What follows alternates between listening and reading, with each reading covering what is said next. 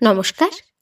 বাংলা গল্পঘরের সমস্ত শ্রোতা বন্ধুদের স্বাগত জানিয়ে আজকের গল্প পাঠ শুরু করতে চলেছি। আজ আপনাদের যে গল্পটি পাঠ করে শোনাতে চলেছি আশা করি খুব ভালো লাগবে। তাহলে প্রথম থেকে শেষ পর্যন্ত শুনতে থাকুন। শুরু করছি আজকের গল্প পাঠ। আশাপূর্ণা দেবীর লেখা লাল শাড়ি। অনাদিবাবু স্ত্রীকে শ্মশানে লইয়া যাইবার ভার চাপিল আমাদেরই ঘাড়ে। মৃত্যুটা এমনই আকস্মিক যে করিবার আর কিছুই ছিল না, শুধু সার্টিফিকেটের জন্যই একজন ডাক্তারকে আনা হইল। ধ্রুবেশবাবু খাট ও ফুল আনিতে গেলেন।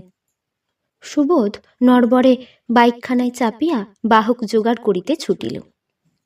আর নিস্তব্ধ রাত্রের অসীম অন্ধকারের পটভূমিকায় বিদ্যুৎবাতি জ্বালাইয়া মৃতদেহ আগলাইয়া বসিয়া রহিলাম আমি। অথচ অনাদিবাবুর সঙ্গে এমন কিছু হৃদ্যতা কাহারও ছিল না যে এতটাই করিবার প্রয়োজন হইত। উপস্থিত থাকিলে অনাদিবাবু আমাদের ডাকিতেন কিনা তার সন্দেহ। অফিসের কাজে দিন কয়েকের জন্যে কোথায় যেন গিয়াছেন অনাদিবাবু, এইটুকু মাত্র শুনিয়াছিলাম। ভুলিয়া যাইতেও দ্বিধা করি নাই। ছোট দুটি ছেলে মেয়েকে লইয়া ভদ্রমহিলা একাকিনী আছেন। না অভিভাবকের একটিখানি খাটিতে কোনো হিতৈষী আত্মীয়কে আনিয়া রাখিয়াছেন, সে খোঁজ লইবার প্রয়োজন আমরা অনুভব করি নাই।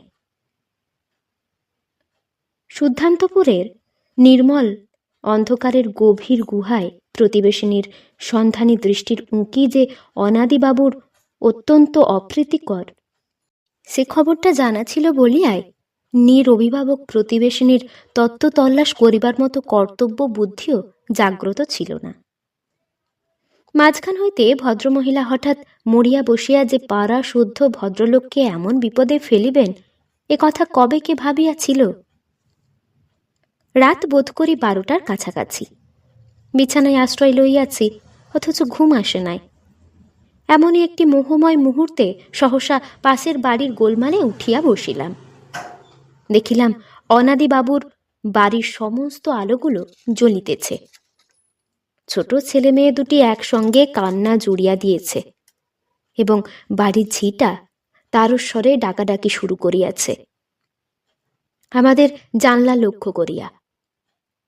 চটিটা পায়ে গলাইয়া বাহির হইতে গিয়া দেখি মা ও কাকিমা আগেই প্রস্তুত। আমাকে দেখিয়া উদ্বিগ্ন মুখে কহিলেন, ওদের কর্তা তো বিদেশে, গিন্নির যদি ভালো মন্দ কিছু হয়ে থাকে কি হবে তারু? বলিলাম, হবে আর কি, মৃত্যুর দূত তো কারুর বিদেশ থেকে ফেরবার আশায় বসে থাকে না।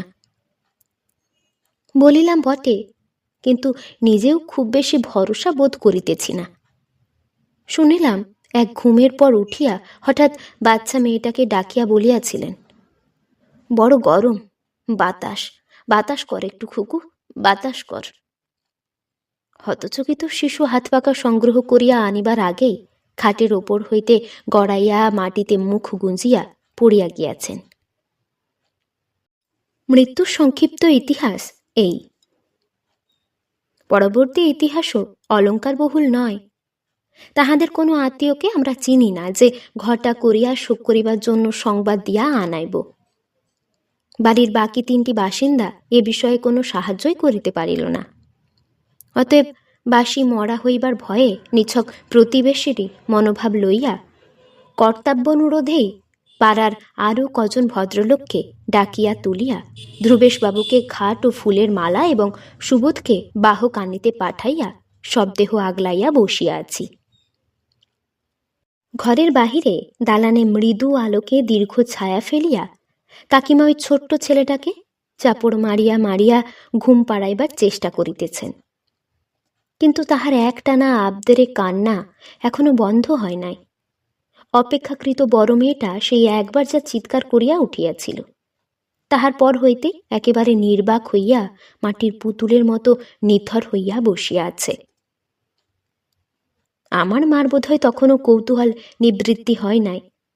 ঝিটাকে ডাকিয়া পুনঃ পুনঃ এই অদ্ভুত আকস্মিক মৃত্যু কাহিনীর পুঙ্খানুপুঙ্খ আলোচনা করিয়া দেখিতেছেন কোনো সূত্রে কোনো হদিশ মেলে কিনা। সন্দেহ যে আমারও হয় নাই এমন নয়, কিন্তু ডাক্তার যখন হার্ট ফেলিওর বলিয়া বিজ্ঞ অভিমত ব্যক্ত করিয়া গেল, তখন সন্দেহকে মাথা তুলিতে না দেওয়াই ভালো। হাঙ্গামা তাহাতে বাড়িবে বই কমিবে না। অনাদিবাবু স্ত্রী যে দ্বিতীয় পক্ষ, এ খবর এতদিন জানিতাম না, আজ জানিলাম। ঝিটা বারবার বলিতেছিল, বাবুর পেত্থম পক্ষের মেয়ের ছিরামপুরে না ঋষরায় কোথায় যেন শ্বশুর বাড়ি, তেনাকে একবার খবর দিতে পারিলে ভালোই হইতো নিঃসন্দেহ, কিন্তু ভালো হইবার খাতিরে রাত্রি 12টার সময় ঋষরা কিংবা শ্রীরামপুরের রাস্তায় অজ্ঞাতনাম্নী পেত্থম পক্ষের কন্যাকে খুঁজিয়া বেড়াইতে যাইব এমন কল্পনা পাগলেও করে না। মৃতার পানে আর একবার ভালো করিয়া চাহিয়া দেখিলাম। হ্যাঁ, এ সন্দেহ আগেই করা উচিত ছিল। অনাদিবাবুর তুলনায় বয়স অনেক কমই বটে। পাশের বাড়িতে বাস করিলেও মুখ দেখবার সৌভাগ্য আজ পর্যন্ত কোনো দিনই হয় নাই। আমাদের বাড়ির দিকের বাতায়ন চিররুদ্ধই থাকিত। ছাদে উঠবারও বোধহয় নিষেধ ছিল। পথে বাহির হওয়া তো স্বপ্নের কথা। কদাচ কখনো দালানের জানালা খোলা থাকিলে একটি অবগুণ্ঠবতী নারীর দৈহিক আভাস চোখে পড়িত মাত্র। মিথ্যা বলিব না, অনাদিবাবুর মতো বয়স্ক লোকের স্ত্রীর সম্বন্ধে কৌতূহলী হইবার প্রয়োজন কখনো অনুভব করি নাই, বরং ঘোমটার ঘটা দেখিয়া হাসি পাইত। বিশ্বশুদ্ধ সমস্ত পুরুষকেই যে অনাদিবাবু সন্দেহের চোখে দেখেন, এ খবরটুকুও কানাঘুষায় কানে আসিত। কিন্তু অমন্ত কত লোকেরই স্বভাব থাকে, এমন কিছু তো আর নতুন নয়। নতুন লাগিতেছে অনাদি জায়ার অকস্মাৎ মরিয়া যাওয়ার ভঙ্গি। ঘরে তীব্র আলো জ্বলিতেছে এবং চির অবগুণ্ঠনবর্তী সমস্ত লজ্জা, ভয়, দ্বিধা, সংকোচ অনায়াস মহিমায় পরিত্যাগ করিয়া নির্লজ্জ নির্মিমেষ দৃষ্টিতে সেই প্রখর আলোর পানে চাহিয়া স্থির হইয়া শুকাইয়া আছে। শলাবরণ দেহে একখানা চাদর টানিয়া ঢাকা দিয়াছিলাম, কিন্তু না দিলেই বা ক্ষতি ছিল কি? জগতের সমস্ত পুরুষের ওপরেই ওরা সমান অগ্রাহ্য। শিথিল এলায়িত দেহে সেই অপরিসীম অবহেলার ছবি। অবাক হইয়া ভাবিতেছি, এমন একখানি মুখের সঙ্গে এত দিন পাশাপাশি বাস করিয়া আসিতেছে, অথচ কোনো দিন দেখি নাই। জীবন্ত থাকিতে না জানি কত অপূর্বই ছিল। এই মুখে হর্ষ, বিবাদ, রাগ, অনুরাগের বিদ্যুৎ দীপ্তি কি সুন্দরভাবেই খেলিত। কি জানি, হয়তোবা এই ভালো। এই পাংশু অধরের কোণে যে বিজয়িনীর দর্পিত হাসির আভাস ফুটিয়া উঠিয়াছে, কারাবাসিনী অবগুণ্ঠিতা কোথায় পাইত সে হাসি? মধ্যরাত্রিতে ঘুম ভাঙাইয়া শ্মশানযাত্রী জোগাড় করা সহজ নয়। সুবোধ আশঙ্কাতিরিক্ত দেরি করিতেছে। ধ্রুবেশবাবু ফুলের মালার সঙ্গে ভালো মতো 2টি তোড়াও আনিয়া ফেলিয়াছেন। শিশিখানিক সুগন্ধি এবং একথান সিঁদুর আনিতেও ভোলেন নাই। এই কাজ করিতে করিতে ধ্রুবেশবাবু চুল পাকাইয়া ফেলিলেন। অনুষ্ঠানে ত্রুটি হয় না। শাড়ির কথাটা মনে পড়াইয়া দিলেন তিনি। এক মুখ ধোঁয়া ছাড়িয়া হাসিয়া বলিলেন, নতুন কাপড় পরানোর একটা রীতি ছিল, এইবার সে প্রথা ঘুঁচল বলে জ্যান্ত মানসিক কাপড় পরতে পারছে না, আর মরা। কি বলো হে তারক? ধ্রুবেশবাবুকে কোনোদিনই অশ্রদ্ধা করি না, কিন্তু আজ তাহার এই অর্থহীন হাসি এবং প্রগলভ ধূমপান অত্যন্ত বিসদৃশ্য ঠেকিল। দেবমন্দিরের ভিতর কাহাকেও জুতা পায়ে ঢুকিতে দেখিলে যেমন বিরক্তি বোধ হয়, তেমনি বিরক্তভাবে বলিলাম, কিন্তু এ শাড়ি পরেও তো নিয়ে যাওয়া যায় না ধ্রুবেশবাবু। যাই না বললে করছো কি হে? তবে দেখো, যদি চেলি টেলি কিছু থাকে। অনেকে তো দেখি বউ মরলে শখ করে চেলি পরিয়ে নিয়ে যায়, তা যার বউ তিনিই তো হাওয়া। এ যেন সেই কার শ্রাদ্ধ কে করে, খোলা কেটে বামুন মরে, বুঝিলাম ধ্রুবেশবাবুর উপর রাগ করা বৃথা। ক্রমান্বয়ে এ কাজ করিতে করিতে নির্বিকার হইয়া গিয়াছেন ভদ্রলোক। মাকে ডাকিয়া বলিলাম, মা, ঝিটাকে বলো তো বাক্স খুলে ওর একখানা ভালো শাড়ি বার করে দিতে। ঝিটা প্রথমটা ভয় খাইল, বাবু আসিয়া নাকি আস্ত রাখিবেন না তাহাকে। অবশেষে আমার ধমকে রাজি হইল।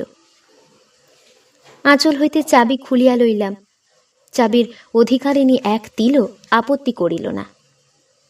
তেমনি নিষ্পলক নেত্রে বিজলি বাতির প্রখর আলোটার পানে চাহিয়া থাকে। আহ, চোখ কি উহার জ্বালাও করে না? হাঁ, ঠিক হইয়াছে, লাল শাড়ি, রূপালী জরির আলপনা আঁকা লাল বেনারসি। যে শাড়ি পরিয়া একদিন এ ঘরের চৌকাঠের ভেতর আসিয়া আশ্রয় লইয়াছিল, সেই শাড়িখানি পরিয়াই বাহির হইয়া চলো এদের গণ্ডি ভাঙিয়া, চৌকাঠ ডিঙাইয়া, সুদূর দিগন্তের উন্মুক্ত স্বাধীনতায়। কিন্তু এতই বা ভাবিবার কি আছে? অনাদিবাবুর স্ত্রী আমার কে? আশ্চর্য, মৃতের প্রেমে পড়িয়া গেলাম নাকি? অবশেষে সুবোধ আসিল। আলতা, সিঁদুর, পুষ্প, গন্ধ কিছুরই ত্রুটি হইল না।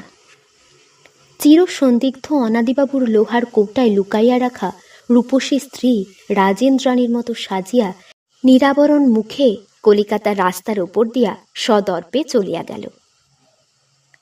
অনাদিবাবু আসিলেন দিন তিনেক পরে। অফিসের ঠিকানা জোগাড় করিয়া নারায়ণবাবু তার করিয়া দিয়াছিলেন। লোকটা যে অত্যন্ত মুসরাইয়া পড়িবে সে বিষয়ে সন্দেহ ছিল না। শুধুই তো শোক নয়, অত্যাচারীর অনুশোচনাও তো কম তীব্র নয়। ডাক্তারের জবাবে পুলিশের জবাবদিহির হাত হইতে রেহাই পাইলেও বিষ খাওয়ার সন্দেহটা পল্লবিত হইতে বিলম্ব হয় নাই। এমন কোনো হিতৈষী কি অনাদিবাবুর নাই যে দেশে পা দেওয়ার সঙ্গে সঙ্গেই সুখবরটা কর্ণগোচর করিয়া দিবে? সকালবেলার ভদ্রলোকের সঙ্গে দেখা করিতে মন হইল না। ভাবিলাম রাত্রে যাইব। মাতৃহীন শিশু দুইটি আমাদের বাড়িতেই ছিল 2 দিন। মাকে বলিয়া গেলাম, অনাদিবাবু চাহিবার আগে পাঠাইয়া কাজ নাই, হয়তো ভাবিবেন আর একটা বেলাও। কিন্তু সন্ধেবেলায় বাড়ি আসিয়া যা শুনিলাম, শুধুই অদ্ভুত নয়, ব্রহ্মাণ্ড জ্বলিয়া উঠিবার পক্ষে তা যথেষ্ট। সকালবেলা আমি বাহির হওয়ার সঙ্গে সঙ্গেই অনাদিবাবু নাকি প্রায় ধুলা পায়ে আসিয়া আমাদের উদ্দেশ্যে যা ইচ্ছে তাই করিয়া শিশুদের লইয়া গিয়াছেন। দেখা করিবা যাবার প্রবৃত্তি আর হইল না। কিন্তু তিনি নিজেই আসিলেন। ভাবিলাম বোধ করি সে রাত্রের খরচটা শোধ করিতে আসিয়াছেন। মানি লোক, কিভাবে জিনিসটা প্রত্যাখ্যান করিব ভাবিতেছি। হঠাৎ গম্ভীর প্রশ্ন কানে আসিল, আমার স্ত্রীর সঙ্গে মশাইয়ের কতদিনের আলাপ ছিল? প্রশ্নের ভঙ্গি যতটা অরুচিকর ততটা বিরক্তির সঙ্গেই প্রতি প্রশ্ন করিলাম। আলাপ ছিল? এ সন্দেহের মানে? আছে মানে, আমি তো আর দুগ্ধপোষ্য শিশু নয় যে এই সাদা কথাটাও বুঝব না।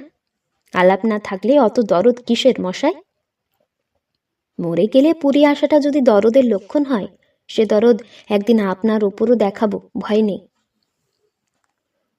ভীমরুলের চাকের মতো মুখ বাঘের মতো হইয়া উঠিতেছে। মরণ টাকা হচ্ছে আমার, কিন্তু আর লাভ কি? পাখি তো খাঁচা ভেঙে হাওয়া, দরদ নয়, শুধু মরে গেলে পুড়িয়ে আসা। বলি, আমার বাড়ি চড়াও হয়ে আমার পরিবারকে ফুলের মালা, ফুলের তরা দিতে যাবার কি দরকার ছিল শুনি? আবার বাস্ক ভেঙে চেলির কাপড় বার করে নিয়ে বাহার দেওয়া হয়েছে। কিসের জন্য এসব সর্দারি করতে কে বলেছিল আপনাকে? বলেছিল আমার বিবেক। নিজে তো গিয়েছেন পশ্চিমের হাওয়া খেতে। কৃতজ্ঞতার পরিবর্তে কৈফিয়ত তলব, ধন্য বটে। কৃতজ্ঞতা? কৃতজ্ঞতা কিসের শুনি? আমার পরিবার আমার ঘরে মরে পচুক, আপনাদের মাথা ব্যথা কেন? এসেন্স পাউডার মাখাবার আস্পর্ধা হয় কোন আইনে? পরস্ত্রীর গায়ে হাত ঠেকাতে লজ্জা করে না? খুব তো লম্বা চওড়া কথা, শিক্ষিত বললে গুমর।